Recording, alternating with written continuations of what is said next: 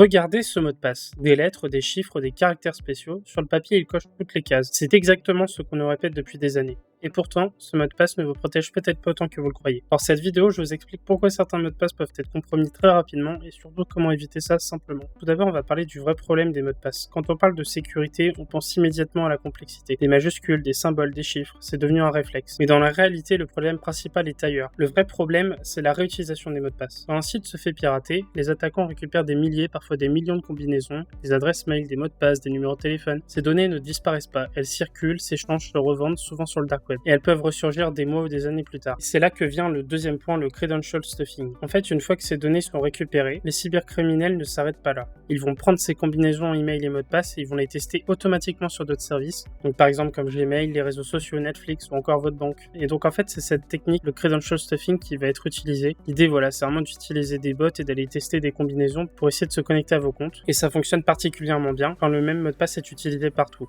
Donc au final, vous n'avez rien fait de mal, vous n'avez pas cliqué sur un lien suspect, c'est juste qu'un site que vous avez oublié s'est fait pirater. Et c'est pour ça que maintenant on va parler du compte à protéger en priorité, c'est votre adresse mail. La raison est simple, la plupart des services utilisent votre email pour initialiser un mot de passe, envoyer un lien de récupération ou même encore confirmer une connexion. Autrement dit, si quelqu'un accède à votre boîte mail, il peut potentiellement prendre le contrôle de plusieurs de vos comptes. Donc c'est pour cela qu'un mot de passe fort unique sur votre adresse mail, c'est au moins la première chose à mettre en place et la plus importante. Mais du coup maintenant on peut se poser la question, c'est comment créer un bon mot de passe sans se prendre la tête. Déjà la première chose, c'est que créer un mot de passe complexe et impossible à retenir, ce n'est pas forcément la meilleure solution. Une méthode très efficace, elle consiste à partir d'une phrase que vous aimez. Donc là, je prends un exemple simple. La phrase, c'est j'aime boire un café le matin en regardant la mer. On va prendre la première lettre de chaque mot et ensuite on va ajouter un chiffre et des symboles, par exemple. Et donc en faisant cela, on obtient un mot de passe long, beaucoup plus facile à mémoriser qu'une suite de caractères aléatoires. Si on prend en compte ce que recommandent les experts, aujourd'hui les recommandations, elles mettent surtout l'accent sur la longueur. L'ANSSI, l'Agence nationale de la sécurité des systèmes d'information, elle préconise des mots de passe longs et uniques. Dans la pratique, c'est 12 caractères minimum avec minuscules, majuscules, chiffres et symboles. Et comme le montre ce tableau, à ce niveau de complexité, le temps nécessaire pour craquer un mot de passe devient très long. Toutefois, il y a deux choses à prendre en compte. Tout d'abord, il faut penser à changer vos mots de passe régulièrement, au moins une fois tous les 6 mois pour vos comptes sensibles, parce qu'une fuite de données peut survenir à votre insu, et un mot de passe expiré ne sert à rien à un attaquant. Ensuite, ces chiffres sont à prendre avec des pincettes parce que l'informatique évolue vite, ce qui prend des années à craquer aujourd'hui pourrait prendre bien moins de temps dans quelques années. Toutefois, vous allez me dire,